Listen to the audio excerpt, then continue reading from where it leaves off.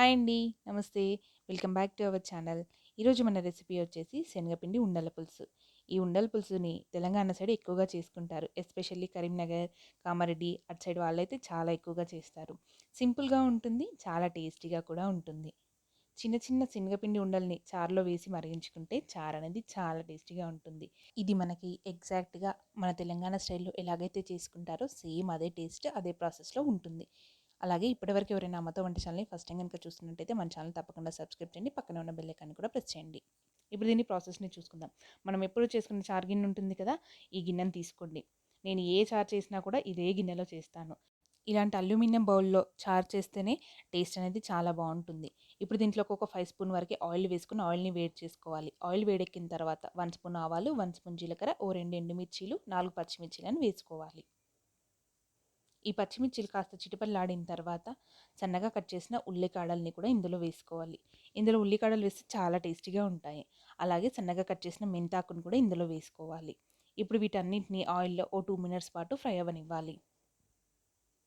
ఇవి ఇలా 2 minutes fry అయిన తర్వాత ఆనియన్‌ని ఇక్కడ కట్ చేసి తీసుకోవద్దు. గ్రేటర్ ఉంటుంది కదా! దానిపై సన్నగా గ్రేట్ చేసుకొని ఇందులో వేసుకోవాలి. అలా వేస్తేనే చారుకు టేస్ట్ ఉంటుంది. చారు కాస్త చిక్కబడుతుంది. ఫ్లేవర్ కూడా చాలా బావుంటుంది.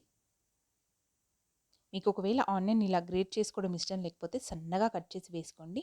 అలా వేసుకున్నా కూడా బాగానే ఉంటుంది. ఈ ఆనియన్ ఫ్రై అవ్వడానికి ఒక 5-10 మినిట్స్ వరకు టైం పడుతుంది. ఈలోగా మనం శనగపిండిని ఉండల కోసం ప్రిపేర్ చేసుకుందాము.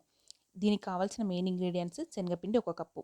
ఒక చిన్న కప్పు తీసుకుంటే సరిపోతుంది. మనం ఎన్నైతే ఉండలు ప్రిపేర్ చేయాలనుకుంటున్నామో దాన్ని బట్టి శనగపిండి తీసుకోవాల్సి ఉంటుంది. ఇందులోకి 1 స్పూన్ జీలకర్ర, అలాగే చిటికెడు పసుపును కూడా వేసుకోవాలి. 1 స్పూన్ సాల్ట్‌ని వేసుకోండి. అలాగే 1 స్పూన్ కారంని కూడా వేసుకోవాలి. అల్లం వెల్లిపాయ జస్ట్ ఒక చిటికెడు వేస్తే సరిపోతుంది.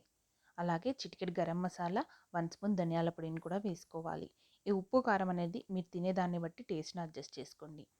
ఇప్పుడు ఇందులోకి కొద్దిగా వాటర్‌ని యాడ్ చేస్తూ మనం బజ్జీలు వేసుకుంటాం కదా! దానికన్నా కొంచెం గట్టిగా కలుపుకోవాలి. కొంచెం గట్టిగా కలుపుకుంటేనే ఉండలనేటివి చారులో వేసిన తర్వాత పర్ఫెక్ట్‌గా ఉంటాయి. మరీ పల్చగా అయితే చారులో కరిగిపోతాయి. అందుకని కాస్త గట్టిగానే కలుపుకోండి. చూసారు కదా! ఇలా కలుపుకోవాలి. ఇలా కలుపుకుంటేనే ఉండలనేది పర్ఫెక్ట్ షేప్‌లో ఉంటాయి. ఇప్పుడు దీన్ని ఇలా తయారు చేసుకొని ఓ 5 మినిట్స్ పాటు పక్కన ఉంచుకోండి. ఓ పెద్ద నిమ్మకాయ సైజ్ అంత చింతపండుని ఓ 10 నిమిషాల ముందు వేడి నీళ్ళలో నానబెట్టుకోవాలి.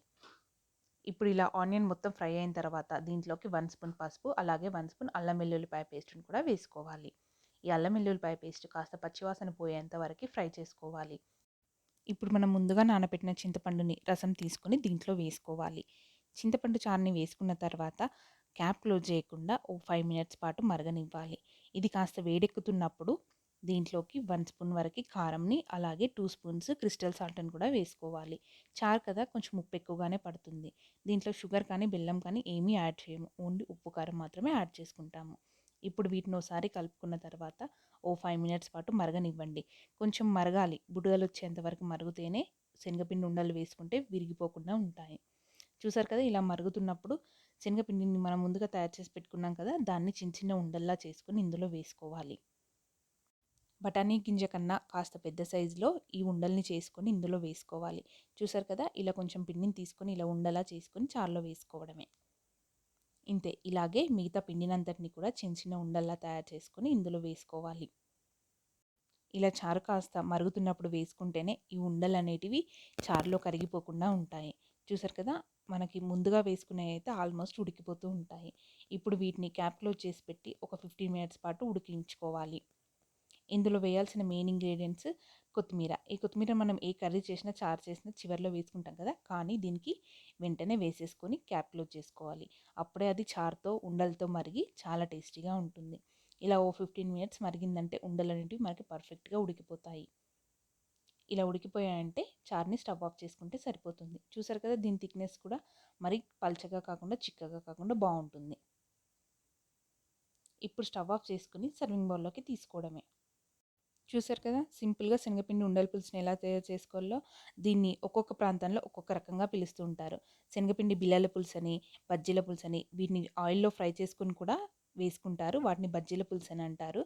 కొంతమందైతే వీటిని చిన్న చిన్న స్క్వేర్ షేప్స్‌లా కట్ చేసుకొని వేసుకుంటారు. దాన్ని బిళ్ళల పులుసని అంటారు. ఏ పేరుతో పిలిచినా టేస్ట్ మాత్రం ఇదే వస్తుంది. చూసారు కదా! ఈ వీడియో గనుక మీకు నచ్చినట్లయితే లైక్ చేయండి, షేర్ చేయండి. మరిన్ని మంచి మంచి రెసిపీస్ కోసం అమ్మతో వంట ఛానల్‌ని ఓసారి విజిట్ చేయండి. తప్పకుండా సబ్స్క్రైబ్ చేయండి. Thank you.